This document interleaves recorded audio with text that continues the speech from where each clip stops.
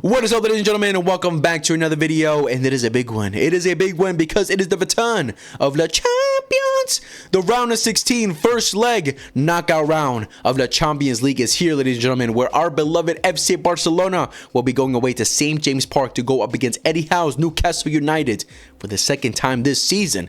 Of course, we remember what happened the first time around when we went away to St. James Park. We got a 2-1 victory with the brace from Marcus Rashford and a goal from Anthony Gordon. A very tough matchup, but Barcelona walked away with the victory. But now, this time around, is completely different vibes. Completely different vibes because it is the knockout stage, people. Crunch time, where it all goes down, where it all truly matters. Every minute matters. Every goal matters. Every hold of possession matters. Every game matters. It all comes down to these two games to see which one of these teams will be going to the quarterfinals of this year's Champions League. So best believe we are about to see some great games. Some great games between these two legs. Of course, again, the first leg will be played at St. James Park, and Barcelona have the advantage that the second leg will be played at Camp Nou, which is great for us, but still, we got to try to get the job done at St. James Park. And best believe, it's going to be a tough matchup. It's going to be a tough matchup, ladies and gentlemen. But in this video, we're going to quickly talk about how I think this game could go, the potential lineup that Barcelona can go up with, the main key factors of this game, the main key players for Barcelona in this game, and of course, give my final scoreline for this first leg matchup. Woo! I'm excited, boys. I'm excited. It's been a long time since we played the Champions League because we don't play no playoffs. What's a playoff? I don't play that shit. We don't play that shit. We don't know that shit. We play straight to the round of 16. Madrid. But again, guys, Barcelona going away to St. James Park, which is crazy. Like, they just went away to Athletic Club, and literally, I'm pretty sure the same night or one day after, they traveled all the way to Newcastle. So these players are probably tired right now. They're probably gassed out right now, but which is crazy for them. But again, we still got to get the job done, boys. We know how these knockout rounds are. We have to get the job done. We all remember last season, we had to go up against Benfica in the round of 16. We had to go away first, and then we had to bring it back home for where we thrashed them 3-1. It's going to be tough. It's going to be tough, especially considering how both teams' seasons are going so far. Where for one side it might matter a little bit more. We'll see. We'll see how it really goes down, but it might matter a little bit more. But going over Newcastle real quick. Newcastle, these are the last 3 games. They lost 3-2 to Everton at home. They beat Manchester United at home 2-1, which was a great game. And they just lost to Manchester City 3-1 and are out of the FA Cup. So, you know, was it 75-25? And these last 3 games right here, not the best results for Newcastle United. This game I actually watched, Newcastle versus United, and it was a great game. Newcastle, one characteristic that they definitely showed in this game that it could be a problem for us if we're not utterly focused is how resilient they are, man. How they just fight all the way to the end, because they got a red card in the first half. In the first half, where they scored first. Then they get a red card, and then Casemiro scores with a great cross from Bruno Fernandes. And at that point, for most teams, you'd be like, all right, they're done. We're going to give up. We can't do this. We're gonna win, especially going against a Manchester United who are pretty good form under Michael Carrick before this game, of course, where I'm pretty sure they were undefeated. So it was going to be a tough matchup going into the second half, trying to get something from the game. And of course, that banger from Asula to win in the game just shows how resilient Newcastle are throughout a whole 90 minutes. Those guys fight all the way to the end. So Barcelona have to fight all the way to the end as well. So that's one thing that we can definitely get away with. Give credit to Newcastle. They're very mentally strong. So best believe, it's going to be a tough matchup for sure. Everyone was saying that Barcelona have a very easy route, which I can definitely understand because it's definitely a favorable route. Newcastle, then potentially Atletico or Tottenham, and then the semifinals obviously going to be a tough one. Either, let's be honest, Arsenal, right? So yes, it's a favorable round considering the other side of the bracket, but let's not completely act like it's the easiest round in the world where it's guaranteed that Barcelona will win. I do truly believe that we are the favorites, that we will definitely win those games. I have confidence that we can, but we also have our problems that other teams can exploit, right? So we have to be careful. We have to be head on, straight on it. So it's going to be tough matches for sure. But again, just considering the season that Newcastle have been having so far, it's not the best, right? It's not the best. When you consider the trophies they have available to them, the Champions League is the only one left. Then the Premier League, they're 12th place. So obviously they're completely out of the race. They've been out of the race for the Premier League. Like, look at them, like they're many points behind. So obviously the Premier League is completely done. They lost the Carabao Cup. They got knocked out of the Carabao Cup to Manchester City. They just got knocked out of the FA Cup to Manchester City. That's two more trophies down. So the Champions League is realistically the only thing they got left. I'm not even saying realistically. It's just a hope thing for them that this is the only thing they got left to save their season, because it's looking very tough for them, right? So best believe for this game, they're going to give 1,000%. If they want to get a result and try to get to the quarterfinals, they have to get a result over us. They have to get a good result over us at their ground, because let's be honest, going away to Barcelona, it's not going to be easy. It's not going to be easy for them. Barcelona this season at the Camp Nou have not lost. We've been undefeated at home. We've been doing great at home. So it's going to be tough for them. It's going to be tough for them. So best believe in this first leg, they're going to go all out 1,000%. All out 1,000%, man. And also, you know, they have some tough fixtures, so it's about priority too. Are they going to prioritize a Champions League, you know, knockout round against us, or try to get some results in the Premier League? Of course, after us, they got Chelsea, so you know they're going away to some entire legs as well, and then they got us away right after. So you know they have it tough. So it's about priority as well, and they're going to prioritize us. Let's be honest, they're going to prioritize us, right? And the Premier League, you know, they can stay in the top 15, whatever the case may be, but in the Champions League, it's do or die. It's do or die at this point. So. But again, just best believe this first game, they're going to give it 1,000%. They're going to give us a very tough matchup, and we might struggle. We definitely might struggle going away. We might lose. We might win. We might tie. Many things can happen. Many things can happen.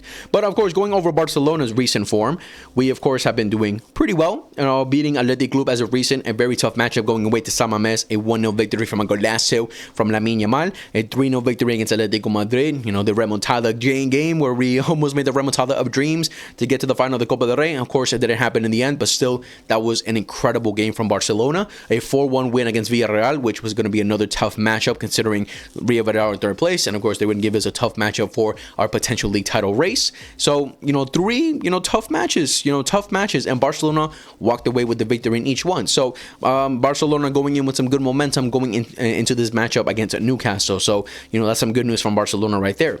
You know, if I was Eddie Howe, I would focus on these two games right here. No, Atletico Madrid and Girona. See how Barcelona did there, and obviously in what areas of the game they're vulnerable, right? These are the two games I would look at.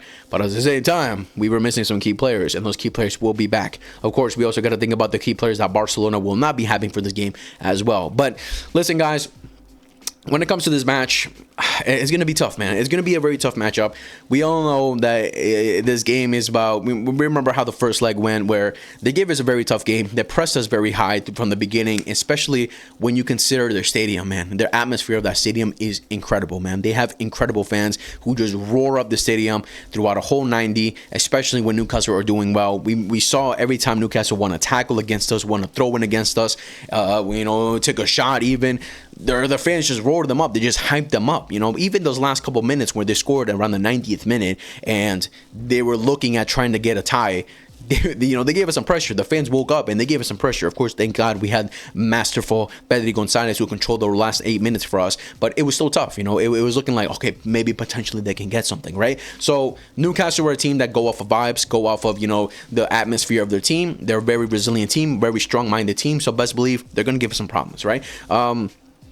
I think for the most part, they're going to start off very strong. They're going to start off very pressing us very high, because they've seen, again, like I said, if you want to focus on those games that we lost embarrassingly against Atletico Madrid and Girona, one clear thing from both of those games is that under pressure, we struggled a lot. So best believe they're going to come out running. They're going to come out running with whoever they put up top, either Gordon, Barnes, Ilania, whoever they put up top. They're going to come running at us. They're going to come to put a lot of pressure on us to try and get something in the first half. Barcelona, I think, definitely have the quality to obviously be resilient. We have to be resilient the first 10 to 15 minutes. We have to just keep at it, just like we did in the first leg around, where after the first 15, 20 minutes, we handled it. We were able to handle the pressure, and then we got into our game. We got into a rhythm where we started creating danger. But at the same time, they did create danger as well. They got through us a couple times. We had to be safe from Joan Garcia. Joan Garcia had to make some big saves. So, of course, Joan Garcia is going to be a major key player for this game as well to save us when we need to be saved, right? So, Barcelona, I think, for the most part, just have to be resilient the first 10 to 15 minutes, maybe even 20 minutes, where Newcastle will come out firing. They come up with a lot of energy. Very physical team, of course. They run a lot. They're very physical. They're gonna put a lot of pressure on us, and Barcelona is gonna get at it. And I think the main key players for us that are gonna obviously help us to get away from that pressure and handle the pressure are gonna be the likes of Pedri Gonzalez, a Marc Bernal, a Pau Cubarsí, who are excellent on the ball, who have confidence on the ball, who obviously can secure the ball as much as they can, and of course a Lamine Yamal, who's gonna be a major difference maker as well, considering he didn't play the first leg around. So I think we're going in with a lot of firepower as well to cause a lot of problems for Newcastle if they're not smart on the ball enough like we can be, right? So I think for the most part, if Barcelona are resilient, we get more control of the game, we can get a result from this game. One thing we definitely gonna like have it clear like this is that there's no problem if we lose this game by 1, right? If we lose this game by 1, it's a 1-0 loss, 2-1 loss, 3-2 loss. If we lose this game by 1, it's fine. If we lose by 2, it's tough. It's still manageable. 3, no. Well, obviously we can't get embarrassed, right? Again, we just got to go into this game with, we just try to have to get a result. We cannot afford to lose. We cannot afford to be going all out 1,000% to try and give our hearts out to get a victory in this game no matter what. If we're under pressure throughout the whole 90 minutes, hey, Newcastle might surprise us and just completely hit us throughout the whole 90 minutes and be a better team than us, where we just have to defend for our lives. If that's the case, that's fine. I have no problem with that, as long as we don't get blown out like we got blown out against Atletico Madrid in the first leg, where obviously we weren't trying too hard to get a result over there. Obviously considering some misses, like key misses like Rafinha and Pedri. Yes, those were key misses, but we're also just going in too hard trying to get a result, forgetting the fact that we have a second leg at home. Let's not forget that. We always have to keep that in the back of our minds, that we have a second leg at home. So, of course, these players have definitely learned what happened when the Copa del Rey tie against Atletico Madrid, where the first leg we completely bottled it, and now the second leg we saw how tough of a game it was, how much they had to die on the pitch to try and get something from that game. So let's not let that happen now for this Champions League campaign, boys, because this is what we got left. We have the league and we have the Champions League. So let's get at it. Getting knocked out of the round of 16, let's not let that happen. But of course, as much as that comes down to the players, it also comes down to Hansi Flick. Please be smart. If you're seeing that a team is getting peppered, if they're running through us way too easily like Atletico did in the first leg, please drop the line, bro. Drop the line. Maybe it's not your day, bro. It's not your day. If it's not your day, it's not your day. There's no shame of it not being your day. But champions know how to adapt. Champions know how to come out games suffering. So if you want to be a champione, you need to know how to suffer, bruv. But suffer not meaning that they're running through you multiple times and Joan Garcia has to make 1,000 saves to keep you in the game. No, suffering in terms of they have a lot of possession on the ball. They're putting a lot of pressure on us. They're taking multiple shots. But we're resilient. We're set up well where we try to stop them as much as we can. Right? Not just them getting through us left, right, and center and we're getting saved multiple times from our goalkeeper or getting lucky that they're missing multiple chances. Because best believe when it comes to Newcastle, the quality up top isn't the best. Like watching them game against Manchester United, they got through multiple times. They had some clear chances, but the quality isn't the best. And Anthony Gordon up top is not the best, right? If they still had Isak or something, I'd be worried. If someone I like is VISCA, but for some reason he's not playing, so they don't have the best quality up top. But if you give them multiple chances, then eventually they're going to take them. Eventually they're going to take care of one of those chances. So let's not let that happen. So please, let's not forget. Let's keep that in the back of our minds throughout this whole 90 minutes that we have a second leg, a second 90 minutes at home. We have the advantage. Let's keep that in the back of our heads, boys. But yeah, guys, it's going to be a very tough match. I'm actually very excited how this game is going to go. Mine versus Mata. So we'll see how it goes. We'll see how it goes. But looking at the potential lineup that that Newcastle will be going with. Apparently this is what Football made. Oh shit, I didn't even realize, like, I didn't even look at this one, but I have the exact same lineup right here. So all right, Football, we got the same idea right here. Cool. So I guess we could just keep it at this screen then. I was gonna go to this screen and show you guys the potential lineup I think Hansi Flick can go up with, but man, Football got it exactly right. Finally, Football doing some correct things. Finally, they do something right. But the lineup that apparently Football is thinking that Eddie Howe will be going with Pope in goal, backline of Trippier, Thiaw, Botman, Hall, midfield of Joelinton, Tonali, Ramsey, and on top, Harvey Barnes, Anthony Gordon, and Ilania. So, again, this is a very pacey up top, very fast players who, again, if you give them a break, that can definitely cause some problems. In terms of quality, I don't think it's the best. I don't think Harvey Barnes is the best. I don't think Ilania is the best. But again, they're still professional footballers. They're still good footballers who can cause some problems if you give them the slightest, easiest opportunity. So let's be careful, boys. Let's be careful. I think Gordon as well. He's very quick. He's a very quick player. Of course, this is a very physical midfield. Bruno Guimaraes, I'm guessing, is injured. Yeah, he's injured. Okay, Bruno not being there is good for us. He's a very good footballer. I'm thankful for that. Shar as well. Where's Burn? Is Burn injured or something? I don't know. I'm not sure why Burn's not here. I would assume Burn would have been in here. But like I just remember in the first leg, when it comes to the midfield battle, we should handle that pretty easily. Like, we have Pedri, we have Bernal, we have very technical players, amazing on the ball. They're very great. Bernal, I think this is going to be a huge test of see how much of a physical specimen he can become, how he can not only just use his mind, but also his physicality, because we know that's one good thing about him that he can offer in the game, especially in the midfield. So we'll see how much of a tough match you're going to have. But for the most part, I'm not too worried about the midfield. Now, when it comes to the back line, Trippier, come on, Rafinha, I need something from you, buddy. I need something from you, bro. Trippier, actually, he had a very excellent game against Manchester United, actually. But come on, Rafinha, I need a game from you. Their center back pairing, it's gonna be tough for Lewandowski, but for the most part, I'm not too worried about that. Like, their team doesn't worry me much, right? It's just a matter of us making crucial mistakes where we give them easy opportunities, right? And again, a very strong-minded team that can cause some problems. But, all right, that's the lineup that they could potentially go up with. Now, when it comes to Barcelona, the potential lineup that they can go up with is Joan Garcia in goal. Back lineup, Eric Garcia, Paco Barci, Gerard Martin, Joao Cancelo. Midfielder, Pedri Gonzalez, Fermin Lopez, Marc Bernal. And on top, Lamine Yamal, Robert Lewandowski, and Rafinha. So, of course, this is also considering the injuries that we have with the players that we don't have available, like with Gavi, Alejandro Balde, Andres Christensen, Jules Koundé, Frankie de Jong. Obviously, the main one being Frankie de Jong, Jules Koundé, Alejandro Balde, because Christensen and Gavi don't really matter because they've been out for a while now. So it's not like we've been seeing anything from them. But of course, the major ones that happened as recent against Atletico Madrid, Balde and Jules Koundé, who are going to be out for approximately a month. And of course, for Frankie as well. So we got to make do with what we got. And again, literally the exact same lineup I predicted that I think Hansi Flick will be going out with. Now, considering some changes that I see some Barca fans considering is, a couple changes as well. When we look at the first leg, when we played them the first time around, why did I click that? Could have just gone straight to head-to-heads. Like, when we look at the first leg around, obviously some changes were made in terms of the lineup. Of course, for our lineup, we had Rashford on the left-hand side. Of course, we had Frankie and Pedri in the midfield, and we had Ronald Araujo for them and in the rest of the team. And of course, Jules Koundé as a right back, but the rest of the team, for the most part, is spot on. So the reason I'm going with this lineup right here, considering some Barca fans may be thinking different, I think that the positions that Barca fans want to be thinking different is a couple things, right? So I know some people have been throwing maybe Rashford should start this game, either over Rafinha or start Rashford up top. Now, Rashford up top, I think, is out of the question. I don't want to see Rashford up top. We've experimented in the past. Didn't really work out, and there's a reason we haven't seen it in a while now, because it's just not his best position. Rashford is a player that needs the ball consistently. He needs to have the ball consistently. If you give him the ball just once or twice throughout the game, he's going to be like a Ferran Torres, basically. He's going to be non-existent. Yes, he might be better at finishing some chances if you create it for him and he gets himself open areas. Yes, he might be better than Ferran. You can have that idea, but it's a matter of, it's not his best position. His best position is always going to be on the left-hand side, so let's stick him on the left-hand side. So if he were to start this game, it'd have to be on the left-hand side. So I'm counting him out any type of striker vibes from Rashford in this game. So it'd only be realistically be on the left-hand side. But I would be starting Rafinha over Marcus Rashford, because one thing I've also noticed against Newcastle is that Newcastle, under pressure, can definitely cause them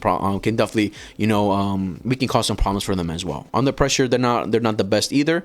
We can force them to make long balls where we can recover the ball as much as we can. We can obviously force them under pressure to make mistakes. I've seen that against Manchester United as well as a recent. So if we can keep out that, we can cause a lot of problems. And of course, with the players that we have up top that can obviously score a lot of goals and are very have a lot of quality, we can blow them out. We can score a lot of goals on them. So Rafinha is obviously a key factor of that he needs to start this game to put the pressure on Newcastle and run his ass off, friend. Run his ass off. That's what we need Rafinha for this game. So I'd be starting Rafinha. And Rashford, honestly, for me, these last couple games hasn't been doing it for me. I don't know. I haven't been too impressed with his performances. As a recent against Athletic Club, I thought he was, not great at all. So I will be starting Rafinha in this game. Now, the other one, Ferran Torres or Lewandowski up top.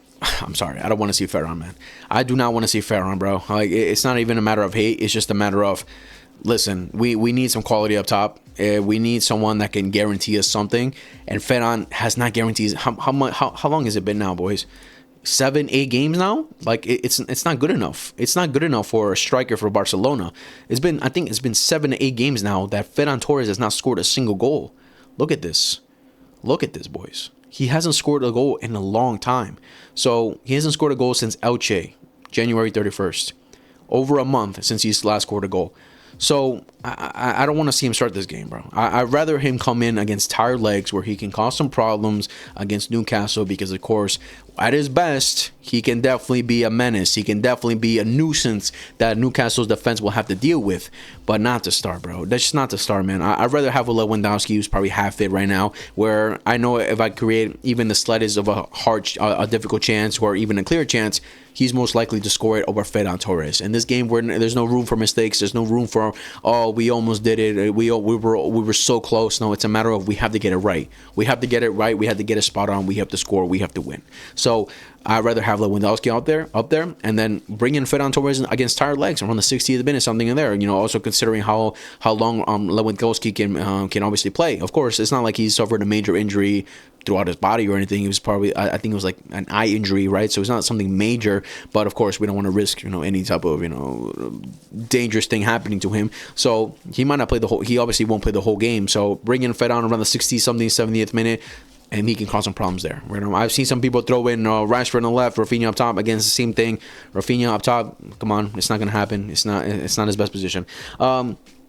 The other things I've been seeing thrown out there is playing Gerard Martin as a left back and putting Ronald Araujo as a center back, because of course the first time around Araujo played against Newcastle, where he actually had a pretty good game.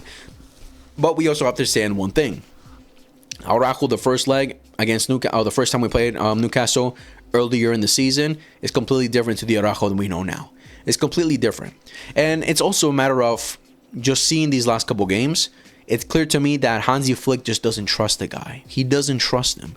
Against Atletico Madrid, I thought that was his opportunity. That was his opportunity to, boom, prove himself. You know, we don't have Eddie Garcia because he went out with a suspension. We need some, obviously, we saw the problems that Atletico Madrid caused us in the first leg, how easily they ran in behind us. So Araujo can be, you know, someone that can be a solution for that. And Hansi Flick said, no, I'm not starting you. So clearly he doesn't trust him. And then we saw against Athletic Club, we had to make rotations because we saw how gassed our players were after the Atletico Madrid match. So gassed out. And still, he decided to play Cubarsí and Gerard Martin. He did not play Araujo. He did not start him. Yes, Araujo came during the dying minutes, blah, blah, blah, during the last 20 whatever minutes. But it's a matter of the players that start are clearly the players that the coach has more confidence in. So I don't see him starting this game. We might get surprised he might start this game, which I don't have a problem with, because I want to see Araujo finally prove himself. I want to see what he's capable of. You know, obviously throughout his whole debacle of him leaving, blah, blah, blah, everything that went down, I want to see what he's made of now. Because if he's not made to play for Barcelona anymore, if he can't handle the pressure, then I'm sorry, he has to leave this summer.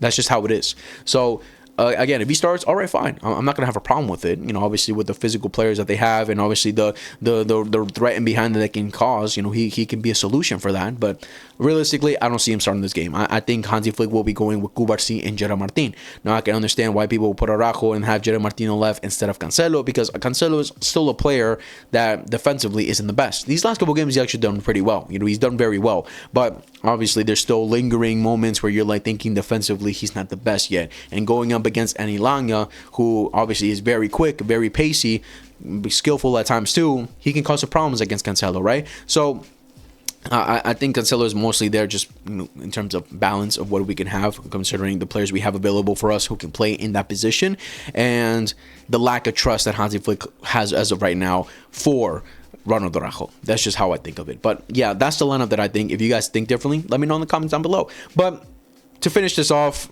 considering the key players in this game, obviously the main ones are going to be Lamine Yamal, for me, Lamine Yamal, Pedri, and Cubarsí. I think these three, like I mentioned earlier, are going to be the key players for us in this game. Again, I think Newcastle are going to come out firing. They're going to come out trying to put a lot of pressure on us. So that will be Cubarsí to handle that kind of pressure. Of course, Eddie Garcia is good at it too on the ball. He's very good at it as well. Like, Eddie Garcia is one of the few players I'm worried about. But of course, Cubarsí, I think Eddie Garcia will actually lock down Harvey Barnes. I'm saying it right now. But Cubarsí, of course, in those moments where they put pressure on him through the middle, anytime we need to make line-breaking passes from the back, he's our guy. He's our guy. So I think he's going to be very important for this game. Pedri, obviously, what he offered for us through every single game. We see how much a magician this guy is. Literally just coming against Athletic Club, comes in as a sub, completely changes the game for us, wins us the game as well. obviously, like, there's not much to say about Pedri, bro. It's just Pedri Gonzalez. If you hear the word Pedri Gonzalez, you already know what I'm talking about, bro. Magician, magical, can influence the game every time he touches the ball. So obviously he's going to be very important. And of course, Lamine Yamal, again, he didn't play the first time around because he was injured. So we'll see how he does in the, his first, experience going away to St. James Park. Let's see how he does. Of course, he knows. I'm not sure if he actually traveled the first time around, but I'm sure his teammates have told him, this is a chaotic place, But Lamine Yamal is a player who can handle pressure. He's been in the toughest situations ever. A 16-year-old who won the Euros, like, pressure doesn't faze him. It doesn't faze the guy. So best believe he's gonna turn up, and against Hall, Hall, that price tag about to be. What's your price tag right now? 40 mil. That shit about to go to 20 mil.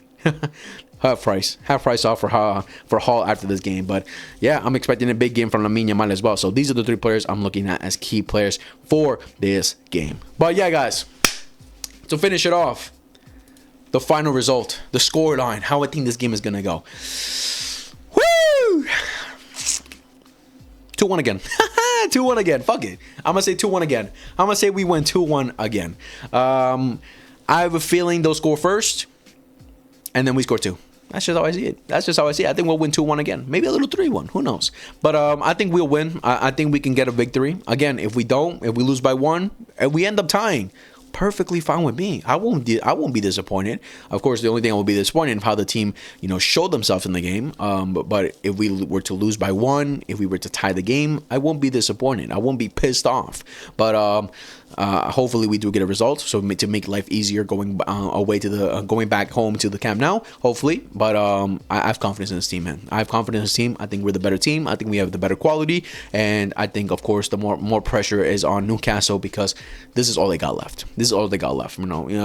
I mean, it could be the other way around. Right? Since they all got left, they got nothing to lose, right? But so for Barcelona, obviously they got things to lose. Obviously going around to round of 16 is major bad news for Barcelona, right? So I think it's gonna be a great game, a great matchup. I will be live for this game, so make sure to tune in for that, guys. I will be live for tomorrow. But I think Barcelona can win this game. Goals from my boy Lewandowski. He's gonna get one. And my boy Lamine. Lamine's going to step up this game. I think he's going to get a goal. But yeah, guys, let me know down in the comments what you guys thought about the video. What do you guys think about this matchup tomorrow? Are you excited? Are you nervous? I'm actually very excited. Champions League. I love it. And let me know what the final result you think is going to be for this matchup. Make sure to like, subscribe, favorite, hit the notification bell for everything me upload. Share with your friends, love football. And I'll see you guys at next video. Next video, whatever that is. Much love, take care. And I love you so much.